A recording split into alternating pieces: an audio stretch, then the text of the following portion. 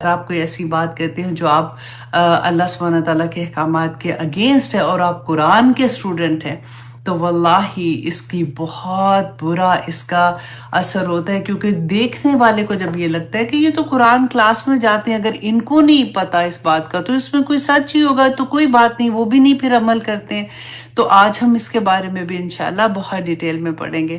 اللہ سبحانہ تعالیٰ جتنے لوگ بھی قرآن پاک سے جڑے ہوئے ہیں، میں دعا کرتی ہوں کہ یا پاک پروردگار ہمارے عمل میں ڈھال دے، تاکہ ہمارے لیے بھی آسانیاں ہوں اور ہمارے لیے وہ عمل کرنا بھی آسان کر دے۔ آمین ثم آمین۔ السلام علیکم جی، بالکل میں دیکھ رہی ہوں آپ لوگوں کو، میرے تمام اسٹوڈنٹ ہیں اور وہ لوگ جو اسٹوڈنٹ نہیں ہیں، آپ لوگ دیکھیں کہ ماشاءاللہ ماشاءاللہ کتنے لوگ ہیں جو قرآن سے جڑ گئے ہیں، اور اللہ سبحانہ تعالیٰ اسی طرح سے، جیسے ہم ایک ہی بات ہم کہتے ہیں نا کہ ہر وہ شخص جس کے ہاتھ میں سیل فون ہے وہ اردو بولنا جانتا ہے، سمجھنا جانتا ہے نا، سمجھ آتی ہے اس کو، اس تک یہ پیغام کسی طرح سے پہنچ جائے۔ میری آواز نہیں پہنچے گی تو میرے اسٹوڈنٹ کی آواز پہنچے گی، اور انشاءاللہ قیامت کے دن ہم سب اللہ سبحانہ تعالیٰ کے سامنے سرخرو ہوں گے اور ہم سبھی نور کے ممبروں پہ بیٹھے ہوں گے۔ آمین ثم آمین۔ تو آئیے جناب ہم اپنی کلاس کا آغاز کرتے ہیں حدیث سے۔ بہت پیاری حدیث ہے، کیونکہ آج جو ہم ٹاپک بھی پڑھ رہے ہیں نا، یہود و نصارہ کا ہی پڑھ رہے ہیں، اور رسول اللہ صلی اللہ علیہ وسلم کی حدیث سے ہم دیکھیں گے کہ یہی بات کتنی خوبصورتی سے انہوں نے ایکسپلین کی، اور آج اگر ہم دیکھتے ہیں تو ہمارے ارد گرد یہی ہمیں نظر آتا ہے۔ اس حدیث سے پہلے میں آپ لوگوں سے ایک ریکویسٹ کروں گی کہ آپ لوگوں نے کرنا کیا ہے کہ بالکل کسی کا خیال دل میں نہیں لانا۔ آپ اپنی ذات کو دیکھیں گی کہ میں کہیں ایسا تو نہیں کر رہی ہوں۔ اچھا، دوسری نمبر پہ، نمبر 1 آپ نے یہ دیکھنا ہے کہ کہیں میں تو ایسا نہیں کر رہی ہوں۔ نمبر 2 کہ اگر میں نہیں کر رہی ہوں اور میرے اراؤنڈ، وہ کوئی بھی ہو سکتا ہے، میرے بچے بھی ہو سکتے ہیں، میرے خامند ہے، میرا سسرال ہے، میرا میکا ہے، بہن بھائی ہے، کوئی بھی میرے دوست ہیں، وہ اگر یہ عمل کر رہے ہیں تو کیا مجھے درد ہوتا ہے؟ کیا مجھے تکلیف ہوتی ہے؟ کیا میں ان کے لیے دعا کرتی ہوں کہ یا پاک پروردگار یہ ایسا نہ کریں اور ان کو اللہ سبحانہ تعالیٰ وہ ہدایت دے دے جو مطلوب ہے؟ تو اگر آپ نہیں کریں نا تو پھر سوچنے کی بات ہوگی، کیونکہ آپ کو یاد ہے ہمارا مقصد کیا ہے۔ اللہ سبحانہ تعالیٰ نے یہ مقصد نہیں بھولنا، اور ہمیشہ یاد رکھنا ہے کہ کنتم خیر امت اخرجت للناس تامرون بالمعروف وتنہون عن المنکر، کہ تم بہترین امت ہو، اور تمہیں پیدا کیوں تم کو بھیجا گیا دنیا میں، تاکہ تم برائی سے روکو گے اور اچھائی کی تلقین کرو گے۔ تو یہی ہمارا ایک مقصد ہے، اسی کو لے کے ہم نے اپنا خاندان بھی لے کے، اپنے گھر بار، اپنی دنیا، اپنا سب کچھ لے کے چلنا ہے۔ لیکن مین مقصد ہمارا کیا ہے کہ تامرون بالمعروف وتنہون عن المنکر۔ تو اس حدیث سے اب ہم انشاءاللہ بہت کچھ سیکھیں گے کہ صحیح مسلم کی حدیث ہے 2669۔ حضرت ابو ہریرہ رضی اللہ عنہ بیان کرتے ہیں کہ رسول اللہ صلی اللہ علیہ وسلم نے فرمایا کہ تم لوگ پہلی امتوں کے طریقے کی اس طرح سے پیروی کرو گے۔ غور کیجئے گا کہ تم لوگ پہلی امتوں کے طریقے کی اس طرح سے پیروی کرو گے جیسے بالشت کے برابر ہوتی ہے، جیسے ہاتھ کے برابر ہوتا ہے اور بازو کے برابر ہوتا ہے۔ اللہ اکبر۔ آپ دیکھیں بالشت، آپ دیکھیں ہاتھ، ہمارا دونوں ہاتھ کیسے ہوتے ہیں نا، ایک برابر ہوتے ہیں، اسی طرح سے بازو پورا، جیسے بازو کے برابر اور اسی طرح سے ہاتھ کے برابر ہوتا ہے۔ تو یہاں تک ایک اور حدیث میں پڑھ رہی تھی کہ جیسے ایک جوتا ہوتا ہے وہ دوسرے جوتے کے بالکل ایک جیسا ہوتا ہے نا، کہ اتنی مشابہت کرو گے کہ وہ جو نقل کر رہے ہو نا تو وہ اصل سے بھی دھوکہ کھا جائیں گے لوگ، اس طرح سے کرو گے۔ تو صحابہ رضی اللہ عنہم اجمعین جو تھے وہ بڑے پریشان ہوئے، حیران ہو کے رسول اللہ صلی اللہ علیہ وسلم سے پوچھا کہ یا رسول اللہ، کیا لوگ یہود و نصارہ کی پیروی کریں گے؟ تو رسول اللہ صلی اللہ علیہ وسلم نے فرمایا تو اور کن لوگوں کی؟ اللہ اکبر، کہ انہی کی تو پیروی کریں گے۔ آپ ذرا آج دیکھیے، اپنے آپ کو دیکھیے، اپنے بچوں کو دیکھیے، اپنے ارد گرد میں دیکھیے کہ آج یہ بالکل صحیح نہیں ہے، اس میں کتنا اب بھی ویلنٹائن ڈے گزرا ہے نا، پھر ہم فتویٰ بھی لے آئیں گے کہ نہیں وہ تو دین کے بارے میں تھا، مطلب یہ کلچر کے بارے میں ایسی نہیں ہے، کلچر میں آپ کچھ بھی کر سکتے ہو، دیکھو اس میں نقصان کیا ہے۔ دیکھو آج ہم یہ بھی پڑھیں گے کہ یہود و نصارہ کے بارے میں اللہ سبحانہ تعالیٰ نے ہمیں کہا کہ یا ایھا الذین آمنو، اے لوگو جو ایمان لائے ہو نا، یہ کیسے فتوے بیچتے تھے، تم ایسا نہ کرنا۔ ہمیں پہلے سے سارا کچھ بتا دیا گیا تھا، لیکن کیونکہ ہماری زندگیوں میں قرآن نہیں کھلا ہوا تھا، کیونکہ ہماری زندگی میں حدیث ایسے نہیں کھلی ہوئی تھی، تو ہمیں نہیں پتا تھا، اس لیے ہم ساری چیزیں، ایک بندے کی بات اگر ہمارے حق میں نہیں جاتی ہم فوراً دوسرے سے پوچھتے ہیں، وہ حق میں نہیں جاتی تیسرے سے پوچھتے ہیں، وہ حق میں نہیں جاتی انلیس کہ ہمیں کوئی ایک عالم دین ایسا مل جاتا ہے جو ہمیں وہی بات کہتا ہے جو ہم سننا چاہتے ہیں، اور پھر ہم مطمئن ہو جاتے ہیں کہ جیسے قبر میں انہوں نے ہمارے ساتھ جانا ہے، جیسے آخرت میں وہ ہمارے ساتھ کھڑے ہو جائیں گے کہ ہاں جی میں نے اس کو کہا تھا اس لیے اس نے یہ عمل کیا ہے، تو ہمیں خود دیکھنا ہے کہ ہمارے عمل کیسے ہیں۔ اللہ اکبر۔ اللہ سبحانہ تعالیٰ ہمیں اس بات کی توفیق عطا کرے کہ جو کچھ ہم پڑھ رہے ہیں، جو کچھ ہم سیکھ رہے ہیں، ہمارے عمل میں ڈھل جائے، آمین ثم آمین، کہ دور سے دیکھنے والے یہ کہہ سکیں کہ یہ اللہ والے لوگ ہیں، یہ شاعر اللہ کے اندر اللہ سبحانہ تعالیٰ ہمیں داخل کر دے کہ ہمارا عمل، دیکھیں ہمارا گمان جو کرتے ہیں نا، انسان ہے ہم لوگ، ہم ظاہر پر کر سکتے ہیں نا، دلوں کے حال تو اللہ سبحانہ تعالیٰ جانتا ہے، ہمارا ظاہر اللہ سبحانہ تعالیٰ ایسا کر دے، باطن تو ہوگا، جس کا باطن ہے نا اس کا ظاہر تو ہوگا ہی ہوگا، ایسا ہو نہیں سکتا کہ باطن اتنا نیک ہے اور ظاہر میں انسان اتنی غلط کوئی حرکت کر دے۔ ہاں اگر آپ کا ظاہر جو ہے وہ آپ نے نیک بنایا ہوا ہے، منافقت ہوتی ہے نا وہ، تو اندر آپ کا نہیں ٹھیک ہے تو وہ سمجھ آتی ہے، لیکن ایسا نہیں ہو سکتا کہ آپ اندر سے بھی اللہ سبحانہ تعالیٰ کے احکامات ماننے والے ہیں اور آپ کا ظاہر غلط ہو جائے۔ ہاں اللہ سبحانہ تعالیٰ سے دعا تو کر سکتے ہیں نا کہ اللہ سبحانہ تعالیٰ ہم لوگوں کے لیے آسانیاں کرے، کیونکہ آج کی آیات پوری کی پوری اسی بارے میں ہے، اور جو پچھلا لیسن ہم نے پڑھا تھا اس میں بھی ہم نے یہی پڑھا تھا کہ یہود و نصارہ کیا کرتے تھے، کیوں اللہ سبحانہ تعالیٰ بتا رہے یہ یہود و نصارہ تو پڑھ نہیں رہے، یہ میں مسلمان پڑھ رہے ہیں نا قرآن پاک، تو ہمیں اللہ سبحانہ تعالیٰ نے بیان کیا اور ہمیں پکار کے کہا یا ایھا الذین آمنو، اے لوگو جو ایمان لائے ہو، دیکھو ایسا نہ کرنا۔ یہ کیا کرتے تھے، انہوں نے اپنے نبیوں اور اپنے رسولوں کو، انہوں نے حضرت عیسیٰ علیہ السلام کو اللہ کا بیٹا بنا دیا تھا، انہوں نے عزیر علیہ السلام کو اللہ کا بیٹا بنا دیا، دیکھو تم ایسا نہ کرنا۔ اور اس کے بعد اللہ سبحانہ تعالیٰ نے ان کے عالم دین پہ آ کے کہا کہ دیکھو یہ اپنے عالم دین کو اپنے رب بنا لیتے ہیں۔ عدی بن حاتم جو تھے، میں نے آپ کو لاسٹ ٹائم بھی حدیث بتائی تھی، انہوں نے پوچھا یا رسول اللہ ایسا تو، کیونکہ وہ پہلے کرسچن تھے، تو انہوں نے کہا کہ وہ تو ایسا نہیں کرتے ہیں، انہوں نے تو اپنے رب نہیں بنائے، تو رسول اللہ صلی اللہ علیہ وسلم نے کیا فرمایا تھا کہ وہ اللہ کی حلال کی ہوئی چیزوں کو حرام اور اللہ کی حرام کی چیزوں کو حلال کر دیتے ہیں، تو یہ رب بنانا ہی نہیں تو اور کیا ہے۔ کہ اگر ہم کسی کے بارے میں ہم سوچیں کہ یہ ان کا جو فتویٰ ہے نا، یہ قرآن نے آیت آئی ہے تو وہ تو اپنی جگہ ہے نا، لیکن دیکھو میرے جو عالم دین ہے نا، جن کو میں مانتی ہوں، انہوں نے مجھے یہ کہا ہے تو بس یہی ٹھیک ہے۔ آپ کے سامنے، بالکل سامنے، اگر آپ کے سامنے کوئی حدیث، صحیح حدیث آ جائے اور آپ اس کو چھوڑ کے کسی کا فتویٰ لے لیں، ایسا تو ممکن نہیں ہونا چاہیے نا۔ تو یہی اللہ سبحانہ تعالیٰ نے یہاں پہ بتایا، اور اس کے بعد اب آیت نمبر 33 میں اللہ سبحانہ تعالیٰ کیا فرما رہے ہیں کہ رسول اللہ صلی اللہ علیہ وسلم کو بھیجنے کا کیا مقصد تھا۔ ایکچولی وہ مقصد جو رسول اللہ کا تھا وہی تو ہمارا مقصد ہے، تو ہمیں یاد کرایا جا رہا ہے کہ تمہارا کیا مقصد تھا، تم کیا بھول چکے ہو کہ اعوذ باللہ من الشیطان الرجیم، سورۃ التوبہ آیت نمبر 33۔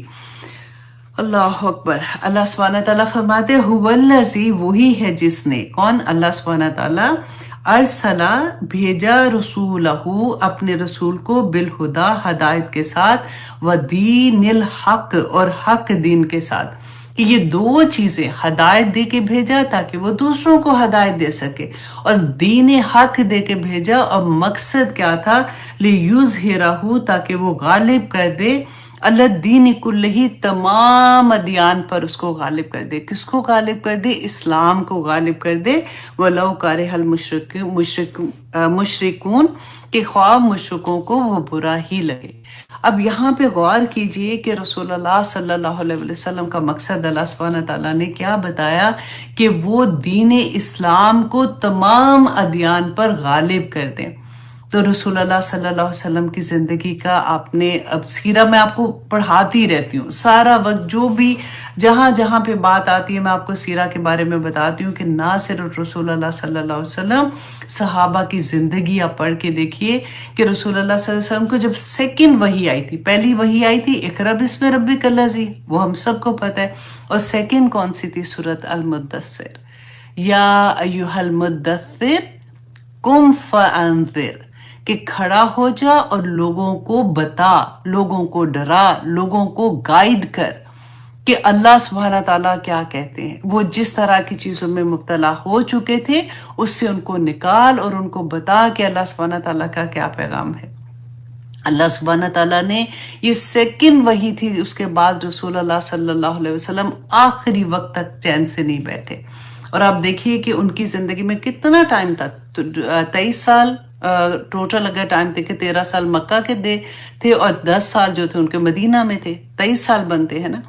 23 سال میں جو جنگوں کا زمانہ تھا وہ صرف 8 سال تھا، اور اس کے 13 سال تو مکہ میں تو کوئی، وہ اللہ سبحانہ تعالیٰ کی طرف سے حکم آ گیا تھا کہ قم فانذر، کہ اپنے ہاتھ باندھے رکھو، آ گیا تھا کفوا ایدیکم، کہ اپنے ہاتھ باندھے رکھو، کوئی اپنا ہاتھ نہیں اٹھائے گا. جب مدینہ میں آتے ہیں رسول اللہ صلی اللہ علیہ وسلم تو انہوں نے سوچا کہ اب چین ہو جائے گا، اب یہاں پہ آرام سے ہم دین کا کام کریں گے، ہم دین کی اشاعت کریں گے یا اس طرح سے. لیکن رسول اللہ صلی اللہ علیہ وسلم جیسے ہی مدینہ میں جاتے ہیں تو کتنا مشکل وقت تھا کہ ایک رات ایسی نہیں تھی شروع میں کہ وہ کوئی چین سے سویا ہو. صحابہ پورا پہرا دیتے تھے. مشرکین مکہ نے یہود کے ساتھ آ کے بات کی، اور وہ جو لوگ وہاں پہ تھے، جو مدینہ کے لوگ تھے، ان کو پیغام بھیجا کہ دیکھو تم اگر ان کو یہاں سے، یہ بے دین لوگ ہیں، وہ یہ سمجھتے تھے نا، کیونکہ وہ تو خانہ کعبہ کے متولی تھے، یہ بے دین لوگ تمہارے پاس آ گئے ہیں، تم ان کو یہاں سے نکالو. اگر تم نے ان کو نہ نکالا تو ہم تمہارے بیٹوں کو غلام بنا کے لے جائیں گے، اور تمہاری بیٹیوں کو ہم اپنی وہ بنا دیں گے، غلام قیدی بنا کے لے جائیں گے. اتنا خوف تھا جس کی کوئی حد نہیں.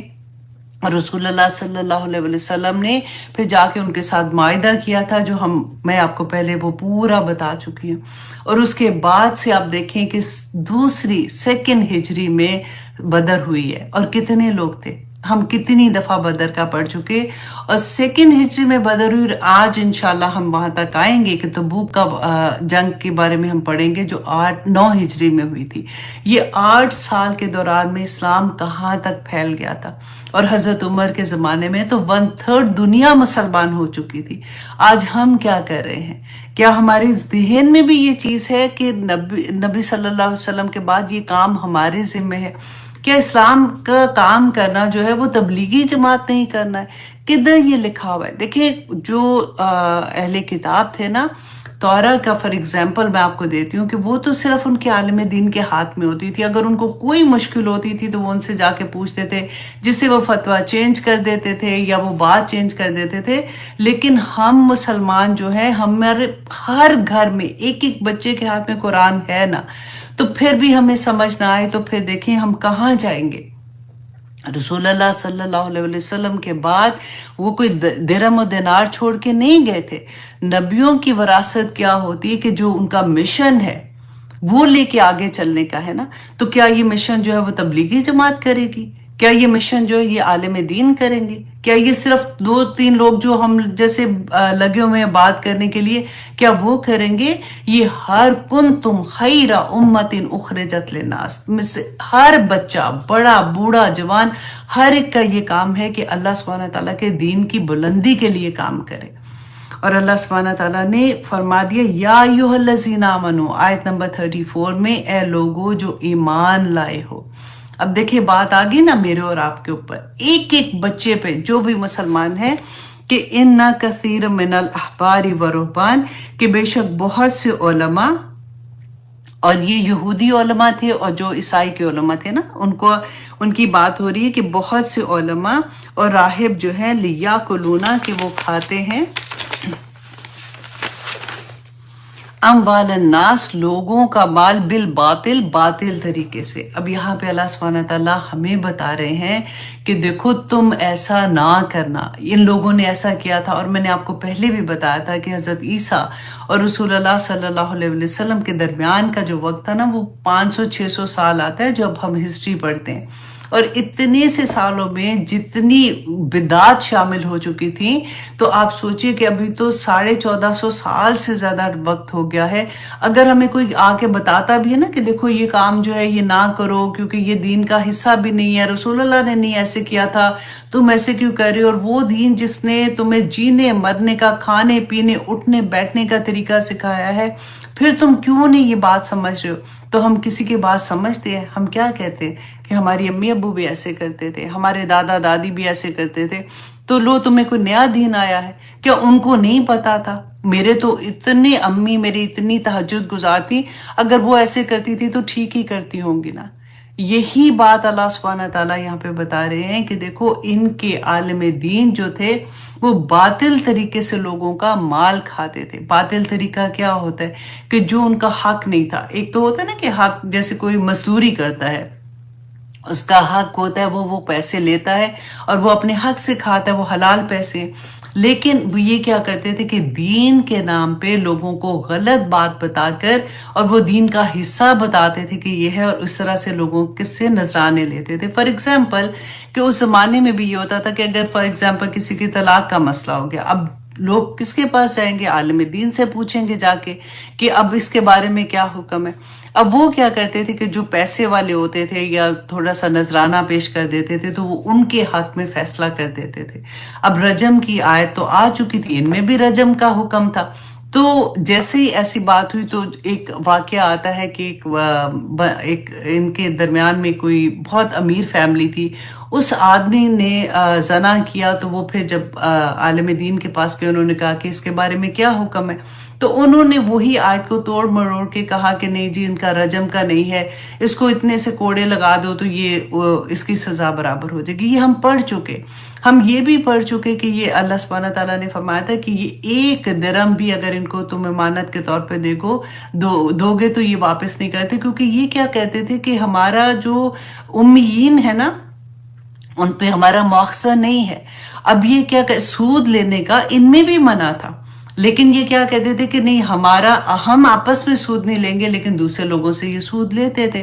اور پھر ہم نے یہ بھی پڑھا تھا، آپ نے یاد ہے مچھلی، وہ جو ان کو منع کیا گیا تھا کہ یہ مچھلیاں نہیں پکڑیں گے، اور پھر انہوں نے ایک دن پہلے سے وہ لگا دیتے تھے تاکہ مچھلیاں جو ہے وہ اس کے اندر آ جائے، اور پانی نیچے سے وہ جو نیٹ سی لگا دیتے تھے، اور اللہ سبحانہ تعالیٰ نے ان کو بندر بنا دیا تھا۔ تو یہ ہیلے بہانے کر کے اللہ سبحانہ تعالیٰ کے جو احکامات ہیں جن پہ اللہ سبحانہ تعالیٰ نے منع کیا تھا ان کو یہ جائز قرار دے دیا کرتے تھے۔ تو یہی بات کیا آج کل نہیں ہو رہا؟ اب دیکھیں ان کو ہاروت ماروت کے زمانے میں انہوں نے جادو ٹونا جو سیکھا تھا، کس طرح سے پھر یہ لوگوں کے گھر تباہ کرتے تھے، اور پھر اس دین کے نام سے لوگوں کے ساتھ پیسے لیتے تھے کہ اچھا اگر تم اتنے پیسے دو گے تو اس طرح سے ہو جائے گا، تو پھر یہ چیز اب تمہاری جو ہے یہ پوری ہو جائے گی، اگر تم مجھے دو گے پیسے صدقے کے تو میں پھر یہ صدقہ دے سکتا ہوں، اور مجھے پتا ہے کہ میں نے کہاں پہ دینا، اگر اتنے بکرے ذبح کرو گے تو پھر یہ ہوگا۔ یہ سارا کچھ کیا آج نہیں ہو رہا؟ وہ آپ سوچے بالشت بر بالشت بالکل وہی چیزیں نہیں، ہم جب سے ان کے بارے میں پڑھ رہے ہیں تو ہمیں یہ لگ رہا ہے کہ بالکل وہی چیزیں ہو رہی ہیں۔ ان میں سلمان فارسی کا ایک واقعہ آتا ہے جو صحابہ کے بارے میں ایک بک ہے، اس کے اندر بہت خوبصورتی سے لکھا ہوا ہے، بہت ڈیٹیل واقعہ ہے، لیکن میں آپ کو تھوڑا سا سناتی ہوں تاکہ آپ کو اس آیت کا سمجھ آ جائے کہ اللہ سبحانہ تعالیٰ اس میں کیا فرما رہے ہیں۔ کہ سلمان فارسی جو ہے وہ کہتے ہیں کہ وہ ایک گرجے پہ جاتے ہیں، اور وہاں جا کے پہلے وہ عیسائی، ان کو لگا کہ یہ ریلیجن جو ہے یہ بالکل ٹھیک ہے، اور یہ بہت امپریس ہوتے ہیں۔ وہاں پہ جا کے کہتے ہیں کہ جو سب سے بڑا گرجا تھا جس میں سب سے زیادہ ان کے بڑے عالم دین تھے، وہ ان کے پاس جاتے ہیں اور ان سے ریکویسٹ کرتے ہیں کہ میں تمہارے ساتھ کچھ وقت گزارنا چاہتا ہوں تاکہ میں دین کو سیکھوں۔ تو وہ جب رسول اللہ صلی اللہ علیہ وسلم کے پاس ہے، جب انہوں نے اسلام قبول کیا، تو یہ اس سے پہلے کا واقعہ بتاتے ہیں کہ میں اس کے پاس گیا تو میں اس کے پاس رہنا شروع کر دیا، اور کچھ دیر کے بعد میں نے ریئلائز کیا کہ یہ آدمی اچھا آدمی نہیں ہے، کیونکہ لوگوں کو یہ صدقات کی ترغیب کرتا ہے کہ خیرات کرو یہ وہ، اور جب لوگ اس کو آ کے دیتے ہیں، یہ بہت بڑا ان کا راہب تھا، جب اس کو آ کے دیتے ہیں تو اس کے بعد یہ کیا کرتا ہے کہ یہ لوگوں کو نہیں دیتا، پورے پیسے لوگوں کو نہیں دیتا، بلکہ یہ خود اپنے پاس رکھتا ہے، اور وہ ان کا دل اس سے خراب ہو چکا تھا۔ کچھ ہی دیر کے بعد اس کی موت واقعہ ہوتی ہے، تو اس کے جنازہ جب ہوتا ہے تو یہ اس کے لوگ آتے ہیں جو اس کے ارد گرد کے لوگ ہیں، تو ان کو بتاتا ہے آ کے کہ دیکھو یہ آدمی اچھا نہیں تھا۔ وہ کہتے ہیں کہ تمہارے پاس کیا ثبوت ہے کہ تم اتنی بڑی بات کہہ رہے ہو؟ تو وہ کہتے ہیں کہ میرے پاس ثبوت ہے، میں تمہیں اس جگہ پہ لے کے جاتا ہوں جہاں پہ یہ لوگوں کا مال جب لوگ اپنا دیتے تھے کہ غریب لوگوں کو دینے کے لیے، تو یہ اپنے پاس رکھتا تھا، تو اس نے 7 دیگیں جو تھی وہ سونے اور چاندی کی بھر کے اس نے کہیں دفنائی ہوئی تھی، جیسے اس زمانے میں بینک تو نہیں نہ ہوتے تھے، تو زمین کے اندر کھود کے تو وہ رکھ دیتے تھے۔ تو جب انہوں نے دیکھا اس کو تو پھر انہوں نے اس کو برا بھلا کہا، تو وہاں سے پھر یہ آگے آتے ہیں، تو پھر اس طرح سے جب یہ رسول اللہ صلی اللہ علیہ وسلم کے پاس آئے تو آ کے انہوں نے یہ واقعہ بتایا۔ تو اس طرح سے دیکھیں ہمیں سبق ملتا ہے کہ دین والے لوگ جب کبھی ایسا کام کرتے ہیں نا تو لوگ دین سے ہی بھاگ جاتے ہیں۔ آپ نے اکثر یہ بات سنی ہوگی نا کہ دیکھو جی یہ کلاسز اٹینڈ کرتی ہے، اتنی کلاسز میں جاتی ہے، یہ اگر ایسے کر رہی ہے تو وہ سمجھتے ہیں دین ہی خراب ہے، دفعہ کرو ہم نہیں جا رہے کلاس میں، ہم نہیں اس کلاس کو اٹینڈ کرتے۔ مسجد میں گئے جی وہاں تو اتنی سیاست ہے جس کی کوئی نہیں، ہم نہیں جا رہے مسجد میں۔ مسجد تو بری نہیں ہے نا، اگر لوگوں کا عمل برا ہے تو اسے دین میں خرابی تو نہیں آئے گی نا۔ تو پھر اگر مجھے یہ لگتا ہے کہ وہاں پہ یہ خرابی ہے تو پھر میں کوشش کروں کہ میں وہ خرابی کو دور کروں۔ اب دیکھیے آپ کو آسانی سے اس بات کی سمجھ آئے گی کہ اگر آپ نے کبھی کسی بچوں کو کبھی ہم سمجھاتے ہیں نا کسی چیز سے کہ بیٹا دیکھو یہ بڑی غلط بات ہے تم ایسے نہیں کرو، تو وہ اگزامپل کیا دیں گے کہ وہ فلاں جو میری دوست ہے اس کی امی تو اتنی ان کے گھر میں بھی اتنے نیک سارے ہیں، وہ سارے نمازی بھی ہیں، اگر ان کے گھر میں ایسے ہوتا ہے تو آپ کو کیا نیا دین پتا ہے؟ مطلب آپ اتنی سخت ہو گئی ہیں اس معاملے میں، وہ بھی تو ایسے کرتے ہیں نا۔ اگر آپ کسی حافظ قرآن کو دیکھیں کہ وہ بالکل کتنے حافظ قرآن ایسے اللہ ماشاءاللہ بہت بہت بہت نیک لوگ ہیں، لیکن کچھ لوگ جب ایسے ہوتے ہیں نا تو وہ سارے دین کا خرابی کر دیتے ہیں۔ لوگ جب ان کو دیکھتے ہیں کہ یہ عالم دین، یہ حافظ قرآن، یہ اگر ایسی حرکت کر رہے ہیں تو پھر ان کو لگتا ہے کہ پھر تو کرنا بڑا، یہ کر رہے ہیں تو یہ تو جائز ہی ہوگا تو کر رہے ہیں نا، کیونکہ عام لوگ جو ہے نا ان کی زندگیوں میں قرآن نہیں کھلا ہوتا، انہوں نے بیسک نیکیاں ان کو پتا ہوتا ہے لیکن ان کو احکامات کا نہیں پتا ہوتا۔ وہ پھر ایسے لوگوں کو سمجھتے ہیں کہ یہ شاعر اللہ کی والے لوگ ہیں، اگر کسی نے داڑھی رکھی ہوئی ہے، اگر کسی نے حجاب لیا ہوا ہے۔ اب ایگزامپل میں آپ کو ایک اور سمجھاتی ہوں کہ فار ایگزامپل میں ہوں، اب میں آپ کو کتنی دفعہ بتاتی ہوں کہ اللہ سبحانہ تعالیٰ نے ان چیزوں سے منع کیا۔ اللہ سبحانہ تعالیٰ نے فرمایا کل اے نبی صلی اللہ علیہ وسلم ان سے کہہ دیجئے انما حرم ربی کہ تیرے رب نے حرام کیا ہے الفواحش بے حیائی کو، ما ظہر منہا و ما بطن جو ظاہری طور پر تم کرتے ہو اور جو تم چھپ کے کرتے ہو، والاثم اور ہر گناہ کی بات کو، والبغی اور ظلم کو جو تم بغیر حق کے کرتے ہو۔ یہ کتنی سورۃ الاعراف کی آیت نمبر 33 ہے، کتنی دفعہ میں آپ سے اس کا ذکر کر چکی ہوں۔ تو صاف ہم کتنی دفعہ کہتے ہیں کدھر لکھا ہوا ہے قرآن میں حرام کا لفظ؟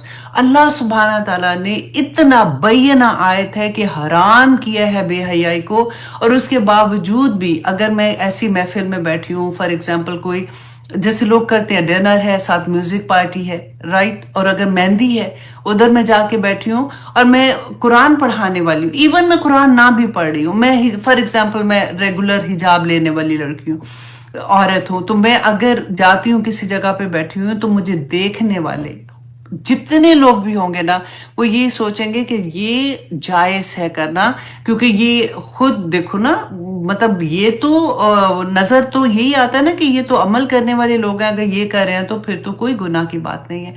اب صرف یہ سوچیں آپ کے ساتھ اگر قرآن کلاسز میں جانے کا لفظ بھی لگ گیا ہے نا تو آپ پہ بہت بڑی ذمہ داری آ گئی، بہت بڑی ذمہ داری آ جاتی ہے، کیونکہ آپ کے عمل جو ہے نا، لوگ وہ کہتے ہیں بڑی بڑی گلاسز لگا کے دیکھ رہے ہوتے ہیں۔ اگر کوئی غلط کام آپ، اللہ نہ کرے اللہ نہ کرے، اگر آپ سے کوئی ایسا کام ہو رہا ہے جو اللہ کے احکامات کے اگینسٹ ہے تو دوسرے لوگ اس کو کاپی بڑے آرام سے کریں گے، ان کو پھر سکون سا ہو جاتا ہے نا کہ جیسے اگر وہ کر رہے تو یہ تو جائز ہی ہوگا تو وہ کر رہے ہیں۔ تو یہ بہت بہت بہت سوچنے کی بات ہے۔ اللہ سبحانہ تعالیٰ سے دعا کریں کہ اللہ سبحانہ تعالیٰ ہمیں عمل کرنے والا بنا دے، آمین۔ اسی لیے میں آپ کو جو اگزامپل دی ہے نا اپنی زندگی کی دیتے ہیں کہ دیکھیں، اگر ہمیں یہ لگتا ہے کہ یہ تو علماء کا کام ہے، جو بڑے نیک ایسے والے ہیں وہ ایسے کرتے ہیں، وہ اس طرح سے کریں گے، آپ اور میں بھی اسی لائن میں آتے ہیں۔ اگر ہم تھوڑا سا بھی کوئی غلط کام کرتے ہیں نا، جتنے لوگ ہمیں فالو کریں گے اس کا عذاب ہم پہ بھی اتنا ہی آئے گا۔ قبر کے عذاب میں نے آپ کو یہ پوری بات اچھے سے سمجھائی تھی کہ ابھی تو عذاب کا وقت، امتحان کا وقت تو آنا ہے، ابھی تو آخرت میں آنا ہے، تو قبر میں کس چیز کا عذاب آ رہا ہے اور قبر میں کس چیز پہ جنت کے دروازے کھل رہے ہیں؟ یہ وہی عمل ہیں جو صدقہ جاریہ چھوڑ کے گئے ہیں۔ اچھا صدقہ جاریہ چھوڑا یا برا چھوڑا، یہ قبر میں ہمارے پیچھے آئے گا۔ ایک ایک لفظ منہ سے نکالتے ہوئے، ایک ایک عمل کرتے ہوئے سوچا کریں کہ یہ چیزیں ہمارے کتنی دور تک ہمیں لے کے جائیں گی۔ یہ تھوڑی سی لذت کے لیے ہم جو کام کر رہے ہیں ہمیں یہ کہیں کا نہیں چھوڑتی کئی دفعہ۔ اور اللہ سبحانہ تعالیٰ فرماتے ہیں وَيَصُدُّونَ عَن سَبِيلِ اللَّهِ کہ وہ اللہ کے راستے سے روکتے تھے۔ کیسے روکتے تھے؟ اسی طرح سے میں بتایا نا کہ جب ان کو یہ لگتا ہے کہ عالم دین اگر ایسے کر رہے ہیں تو یہ جائز ہی ہوگا کرنا، آخر اتنے پڑھے لکھے لوگ ہیں، ان کو نہیں پتا تو اور کن کو پتا ہے۔ یہ اللہ کے راستے سے اور کیسے روکتے تھے کہ رسول اللہ صلی اللہ علیہ وسلم کے بارے میں اللہ سبحانہ تعالیٰ نے قرآن پاک میں فرمایا تھا نا کہ وہ ان کو ایسے پہچانتے جیسے اپنے بیٹوں کو پہچانتے ہیں، پھر بھی چھپاتے تھے۔ اور چھپانے کی وجہ کیا تھی؟ ان کو یہ پتا تھا کہ اگر یہ رسول اللہ صلی اللہ علیہ وسلم کو پہچان گئے تو پھر ہماری دکانداری ختم ہو جائے گی۔ اللہ اکبر۔ اور آج آپ دیکھیے کہ مسجدیں کیوں علیحدہ علیحدہ ہیں، کیوں ایسے ہوتا ہے کہ اگر وہ ایک ہی جگہ پہ سارے اکٹھے ہو گئے تو پھر تو ایک جگہ پہ جب اکٹھے ہونا شروع ہو جائیں گے تو پھر تو ہمارا اجارہ داری ختم ہو جائے گی۔ ایسے لفظ بولتے ہوئے بھی آنیسٹلی شرم آتی ہے اور دل بھی خراب ہوتا ہے کہ آج کیا ہم بالکل وہی کچھ نہیں کرے جو اللہ سبحانہ تعالیٰ نے فرمایا تھا کہ تم ایسے کرو گے، اور رسول اللہ صلی اللہ علیہ وسلم نے تو لفظ بیان کر دیے کہ اتنی تم ان کو کاپی کرو گے، نہ صرف دین کے معاملے میں بلکہ زندگی کے ہر جگہ پہ تم ان کی کاپی کرو گے۔ آج ہم کیا کرتے ہیں؟ اپنے دل کو ہاتھ رکھ کے پوچھئے کہ ہمارا پہننا، اوڑھنا، کھانا پینا، ہر چیز پہ ہم کس کی کاپی کر رہے ہیں اور کیوں کر رہے ہیں؟ یہ سمجھیں کہ کیوں کر رہے ہیں۔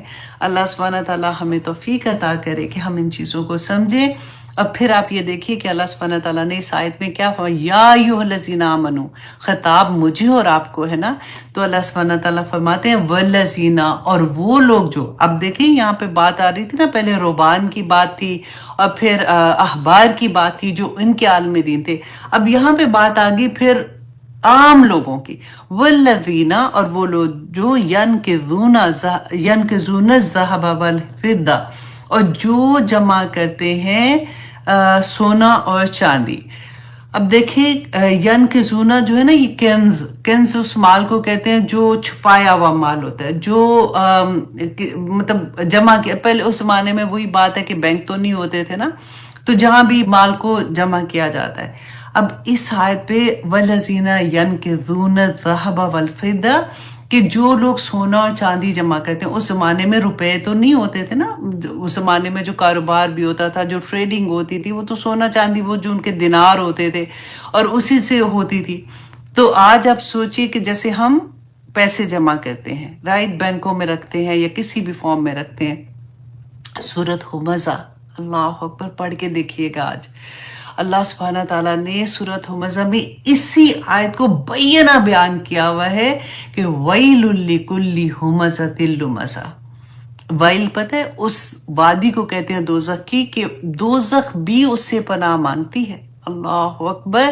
اللہ سبحانہ تعالیٰ نے فرمایا وَيْلٌ لِكُلِّ ہُمَزَةٍ لُمَزَةٍ کہ وائل میں جائیں گے وہ لوگ. وائل ہے ان لوگوں کے لیے جو چغل خور ہیں، جو آنکھوں سے اشارے کرتے ہیں. اللہ اکبر. آپ سوچیں کتنی دفعہ ہوتا ہے نا کہ بیٹھے بیٹھے ہم کوئی سامنے سے گزر رہا ہوتا ہے یا کوئی ایسی جاننے والی کی بات ہوتی ہے تو ہم آنکھ سے کہتے ہیں دیکھنا اس کو. تو یہ یاد کر لینا وَيْلٌ لِكُلِّ ہُمَزَةٍ لُمَزَةٍ. اتنی باریکیاں بیان کی ہوئی ہیں کہ ہمیں تو پتہ نہیں ہوتا تو ہم آرام سے چغل خور. دیکھیں ایسا بندہ جو کننگ ہوتا ہے نا لومڑی کی طرح، وہ بالکل اگر آپ اس کی ڈیٹیل تفسیر پڑھیں گے انشاءاللہ یہاں پہ آئیں گے تو آپ کو میں بہت پیارے طریقے سے یہ بھی بتاؤں گی. اللہ سبحانہ تعالیٰ فرماتے ہیں الذی جمع مالا وعددا، اور وہ لوگ جو جمع کرتے ہیں اپنے مال اور گن گن کر رکھتے ہیں. یحسب ان مالہ اخلدا، کہ وہ یہ گمان کرتے ہیں کہ ان کا مال ہمیشہ رہے گا، کہیں جانے والا نہیں ہے. اللہ اکبر. اپنے آپ پہ ہاتھ رکھ کے دیکھیے ذرا کہ یہ کیا جو پورا نقشہ کھینچا ہوا ہے اللہ سبحانہ تعالیٰ نے. اللہ سبحانہ تعالیٰ فرماتے ہیں کلا، ہرگز نہیں. اللہ اکبر. لَيُنبَذَنَّ فِي الْحُطَمَةِ کہ وہ ڈال دیے جائیں گے فی الحطمہ، چور چور کر دینے والی کے اندر وہ پھینک دیے جائیں گے. وَمَا أَدْرَاكَ مَا الْحُطَمَةُ تجھے کیا معلوم کہ وہ چور چور کر دینے والی کیا ہے؟ نار اللہ الموقدہ. اللہ اکبر. وہ آگ ہے جو اللہ سبحانہ تعالیٰ نے خود بھڑکائی ہے. نار اللہ الموقدہ التی تطلع علی الافئدہ کہ جو دلوں پر چڑھ دوڑے گی. اور پھر اس کے بعد اللہ سبحانہ تعالیٰ فرماتے انہا علیہم موصدہ فی امد ممددہ کہ وہ جیسے پریشر کوکر ہوتا ہے نا. اللہ اکبر. آپ سوچیں بڑا سا پریشر کوکر ہے، اس کو آگ اندر لگی ہوئی ہے اور بڑے بڑے ستونوں میں اتنے بڑے بڑے اس کے شعلے ہیں اور وہ اوپر سے بند کر دیا جائے گا. کن لوگوں کے لیے؟ الذی جمع مالا وعددا، وہ لوگ جو اپنا مال جمع کرتے ہیں اور اس کو گن گن کر رکھتے ہیں. اور ویل لکل ہمزۃ لمزہ، اور وہ لوگ جو آنکھوں سے اشارے کرتے ہیں، چگلیاں لگاتے ہیں اور کننگ ہوتے ہیں، ان کے لیے ویل ہے. اتنی بڑی بڑی اللہ سبحانہ تعالیٰ نے قرآن میں. اور پھر لوگ کہتے ہیں ڈراؤنا، ہمیں نہیں بتاؤ. دیکھو ایسا کچھ نہیں، اللہ سبحانہ تعالیٰ نے سارا کچھ بخش دینا، ہم جو مرضی کرتے رہیں. اللہ اکبر. یہ جب آیت نازل ہوئی تھی نا، اللہ اکبر، تو صحابہ آپ دیکھیں کہ وہ کانپ اٹھے تھے کہ یہ کیا مطلب. اللہ سبحانہ تعالیٰ فرماتے ہیں وَالَّذِينَ يَكْنِزُونَ الذَّهَبَ وَالْفِضَّةَ وَلَا يُنْفِقُونَهَا فِي سَبِيلِ اللَّهِ، اور وہ اس کو نہیں خرچ کرتے اللہ کے راستے میں. فَبَشِّرْهُمْ تو ان کو خوشخبری دے دو بعذاب علیم، دردناک عذاب کی. اللہ اکبر. آپ سینٹنس ذرا دیکھیے کہ فبشرہم، ان کو خوشخبری دے دو. خوشخبریاں تو اچھی چیز کی ہوتی ہے نا، جو خوشخبریاں تو جنتوں کی ہوں گی. تو یہاں پہ اللہ سبحانہ تعالیٰ فرماتے کہ ان کو خوشخبری دے دو دردناک عذاب کی. تو جب یہ آیت نازل ہوئی تھی تو صحابہ تو گھبرا گئے بالکل. تو کہتے ہیں کہ حضرت ابن عباس رضی اللہ عنہ بیان کرتے ہیں کہ پھر حضرت عمر نے فرمایا کہ چلو میں تمہارے لیے اس معاملے کو کشادہ کرتا ہوں. تو وہ رسول اللہ صلی اللہ علیہ وسلم کی خدمت میں حاضر ہوئے اور فرمایا کہ یا رسول اللہ، صحابہ پہ تو یہ آیت بڑی شوق گزری ہے. تو تب رسول اللہ صلی اللہ علیہ وسلم نے فرمایا کہ اللہ سبحانہ تعالیٰ نے زکوٰۃ صرف اسی لیے فرض کی ہے تاکہ تمہارا باقی مال جو ہے وہ پاک ہو جائے، اور وراثت تمہارے بعد کے لوگوں کے لیے فرض کی گئی ہے. اور سورۃ آل عمران میں اب دیکھیے، اب یہ غور سے آپ نے سننا ہے کیونکہ ابھی الحمدللہ رمضان بھی آ رہا ہے. ہمیں ہر سال زکوٰۃ فرض ہے، ہمیں ہر سال دینی ہے.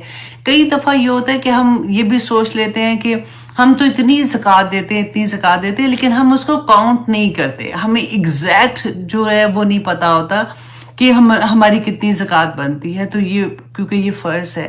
اب دیکھیے اس کے بارے میں اللہ سبحانہ تعالیٰ کی طرف سے جو وعید ہے نا، تو ہمیں پورا حساب کے ساتھ زکوٰۃ دینی ہے. ہاں اس سے زیادہ جتنی مرضی دے دو، کم نہیں ہونی چاہیے نا. اسی لیے میں نے ایک چھوٹی سی ویڈیو بھی پوسٹ کی تھی کہ کچھ لوگوں کا یہ کویسچن جب ہوتا ہے کہ شادی جب نئی نئی ہوئی ہے، زیور کیونکہ سسرال سے بھی ملتا ہے، میکے سے بھی ملتا ہے، تو ہمیں نہیں پتا تھا، کچھ سال ہم نے زکوٰۃ نہیں دی، تو پھر کیا کرنا ہے؟ تو زکوٰۃ تو دینی ہے نا.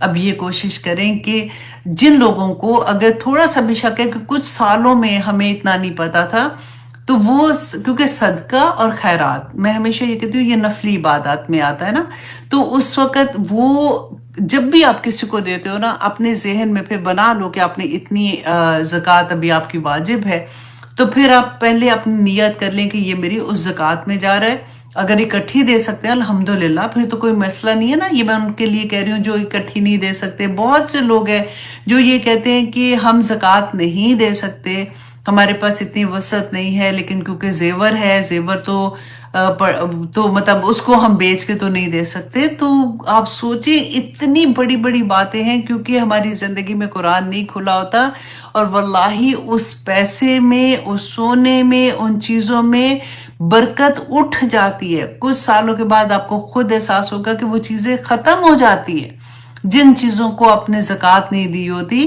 اور اللہ سبحانہ تعالیٰ نے سورۃ آل عمران کی آیت نمبر 180 میں فرمایا تھا، آپ غور سے سنیے گا، کہ جو لوگ ان چیزوں کو خرچ کرنے میں بخل کرتے ہیں جو ان کو اللہ نے اپنے فضل سے عطا کی ہیں، وہ ہرگز یہ گمان نہ کریں کہ یہ بخل ان کے حق میں بہتر ہے، بلکہ وہ ان کے حق میں بہت برا ہے۔ وہ مال ان کے گلے میں قیامت کے دن توق بنا کر ڈال دیا جائے گا۔ توق کیا ہوتا ہے آپ کو پتہ ہے؟ جو کالر سا ہوتا ہے، جیسے کبھی کسی کا ایکسیڈنٹ ہوتا ہے تو آپ نے دیکھا ہے کہ گردن میں وہ پہنا دیتے ہیں جب درد ہوتی ہے یا کچھ بھی ہوتی ہے۔ اب اسی کے بارے میں آپ کو حدیث سناتی ہوں کہ رسول اللہ صلی اللہ علیہ وسلم نے کیا فرمایا تھا۔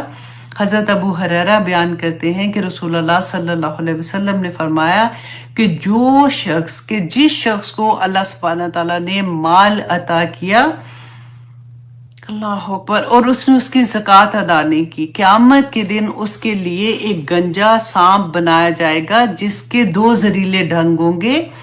ایک اس سانپ کو اس کا توق بنا دیا۔ اب یہاں پہ ہم نے اس آیت میں پڑھا نا کہ توق بنا کے ڈال دیا جائے گا، تو یہاں پہ بتایا کہ اس سانپ کو اس کے گلے میں توق بنا کر ڈال دیا جائے گا، پھر وہ اس کو اپنے جبڑوں سے پکڑے گا اور کہے گا کہ میں تیرا مال ہوں، میں تیرا خزانہ ہوں۔